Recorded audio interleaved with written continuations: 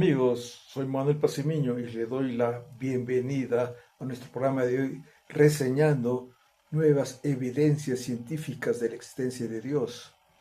Libro publicado en Barcelona en 2024, escrito por José Carlos González Hurtado, doctor en Derecho y en Ciencias Económicas y Empresariales y presidente de la filial de la cadena de televisión católica estadounidense EWTN en España. Destacan en el libro, de modo general, las reseñas históricas y las explicaciones asequibles para el público general de teorías científicas como la del Big Bang y la evolución, que para nuestro escritor son las evidencias científicas de que Dios existe.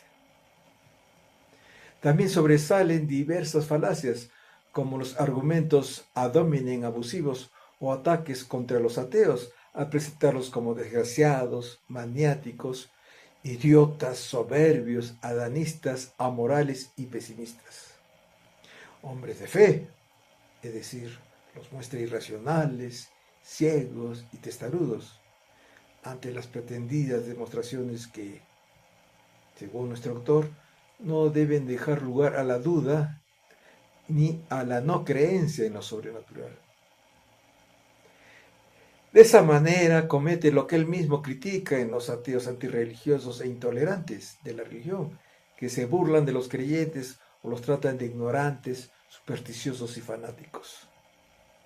Rechaza por un lado el caso de la vida humana como producto del azar, pero se olvida que en la infinidad de galaxias, sistemas solares y planetas, solo unos cuantos podrían albergar vida, incluso semejante a la de la Tierra.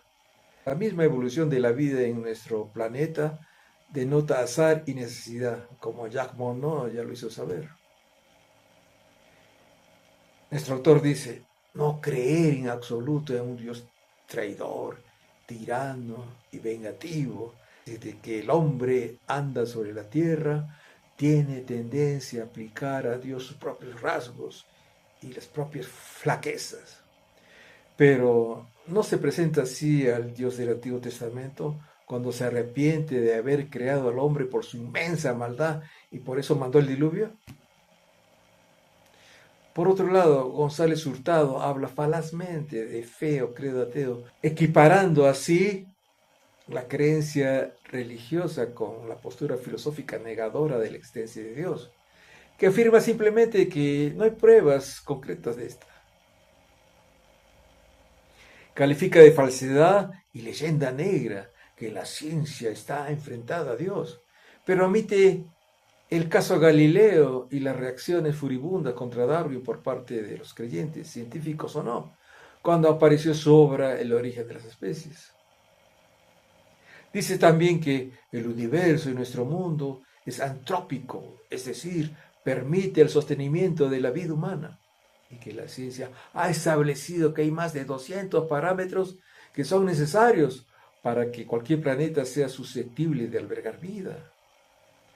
Pero otra vez no menciona que hay una enorme cantidad de mundos donde no se cumplen esos parámetros y por ende no tienen vida y por lo tanto habría alguna cantidad de planetas que sí podrían tenerla, al menos del tipo que conocemos basada en el carbón o en otros elementos como el silicio, por ejemplo.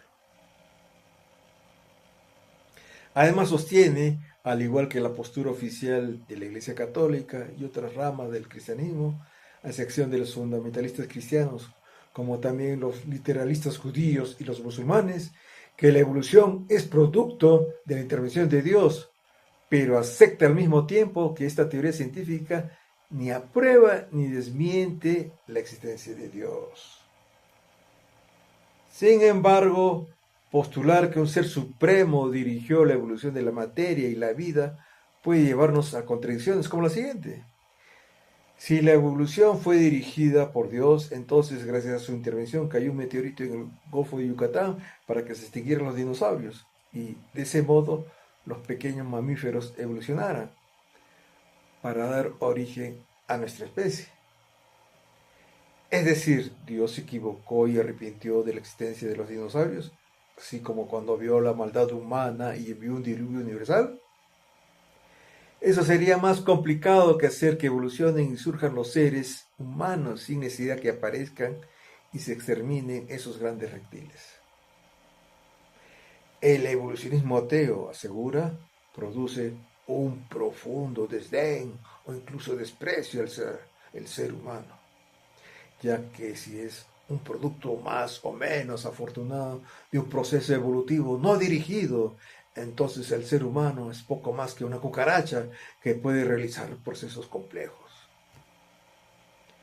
Nuevamente, de la manera como lo dice, presenta a los ateos como asesinos de potencia. Si bien es cierto que somos una especie viviente más, como las miles que hay sobre la Tierra, eso no significa que, al no haber un Dios que nos haya creado a su imagen y semejanza, y por ende no seamos especiales o superiores a los demás seres vivos en ese sentido, eso no nos quita nuestra dignidad, respeto, derechos y deberes como humanos con respecto a nuestros congéneres, otras especies sintientes e inteligentes y el medio ambiente. Declara también este escritor que las religiones que creen que Dios creó al hombre tienen necesariamente que dar más dignidad al ser humano y por tanto protegerlo más que si se piensa que no hay nada singular en nuestra especie. Sin embargo, la historia desmiente una y otra vez eso. Los europeos cristianos consideraron inferiores a los habitantes de otros continentes y por ello los conquistaron, maltrataron, explotaron y asesinaron. En nombre de la fe de muchas religiones han producido persecuciones, guerras y masacres, como la de católicos contra herejes, paganos, musulmanes y protestantes, musulmanes contra hindúes, etc. Al mandamiento religioso de no matar, que protege a ancianos, enfermos, niños y bebés, dice el libro, se opone la ideología atea que promueve el infanticidio, aborto, eutanasia, hibridación humana y algunas otras prácticas propias del doctor Mengele.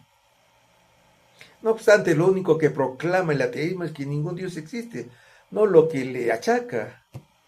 Por otro lado, la consideración que el humano es otra especie más no le quita sus capacidades únicas como tal y, por lo tanto, su valor y dignidad. Y otra vez, no es necesario ser ateo para matar niños y mujeres embarazadas, como lo hicieron los israelitas al mandato, según cuenta la Biblia de Dios. El autor afirma que la visión atea es incompatible con la existencia de obligaciones morales, a diferencia de la visión religiosa. ¿De dónde saca esa conclusión? Las ciencias sociales y la realidad nos indican que las personas son influenciadas por la moral dominante de las sociedades de las que forman parte, a excepción de unos cuantos que no necesariamente son ateos.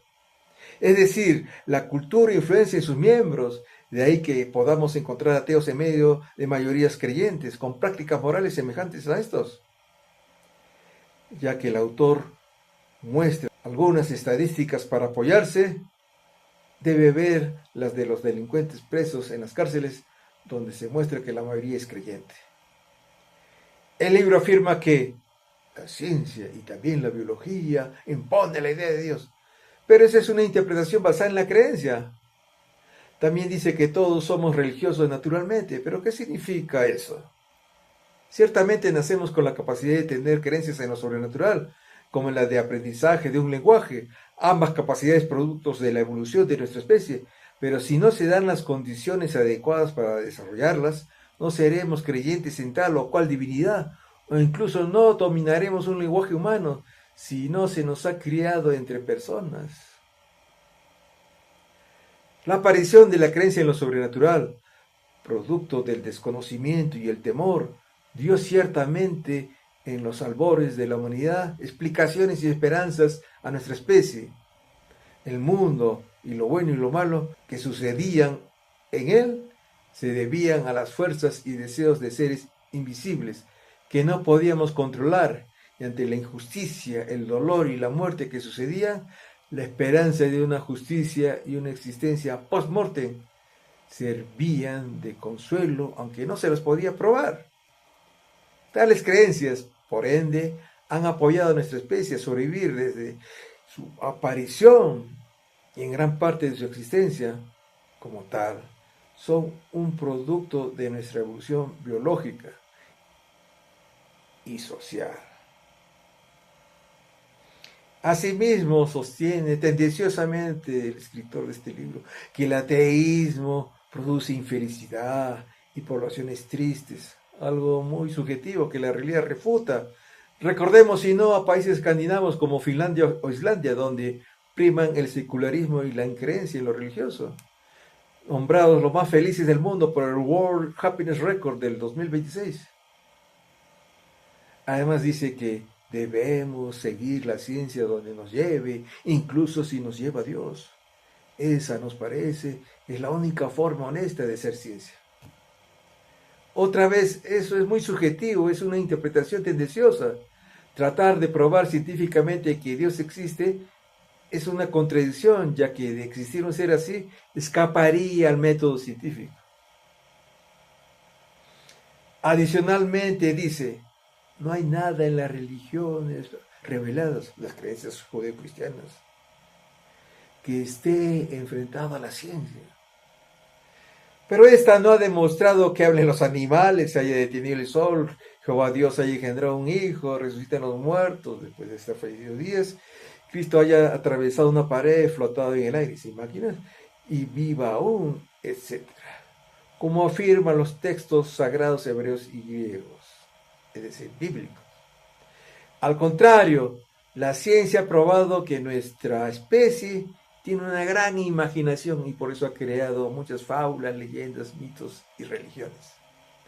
En conclusión, la ciencia busca explicar cómo funciona la realidad y los creyentes creen que un ser superior a esta la creó, a diferencia de los ateos. Es como observar a los seres vivos o no a nuestro alrededor, como flores, perros, piedras, nubes, etc., y pensar que son producto de una inteligencia divina que incluso pudo dirigir su evolución, según los creyentes, o de una signa intervención de dioses, según los ateos. Una misma realidad, pero interpretada de dos maneras radicalmente distintas. Así que si alguien cree en Yahvé, Jesucristo, Alá, Ahura Mazda, Krishna, Viracocha, etc., tiene todo el derecho a hacerlo e incluso a pensar que la ciencia apoya su creencia, pero también los ateos lo tienen a no creer en ninguna divinidad, y eso no porque sean ignorantes en la ciencia, la filosofía o carentes de moral, todo lo contrario. E incluso podrían ser más morales que los creyentes al no basar sus acciones en el temor a un castigo o el interés en una recompensa después de la muerte. El problema fundamental de la humanidad no es si uno o más dioses existen, sino cómo podemos resolver nosotros mismos nuestros problemas, eliminar el hambre y las guerras, por ejemplo. En definitiva, convivir sin destruir nuestro planeta y a nosotros mismos. Hasta aquí el resumen de nuestra reseña. Si quieren leer la versión completa, hagan clic en el enlace debajo de este video. Esto ha sido todo por hoy. Gracias por su atención. Soy Manuel Abrapa Simiño y me despido hasta una nueva emisión de Reseñando. Hasta la próxima, amigos.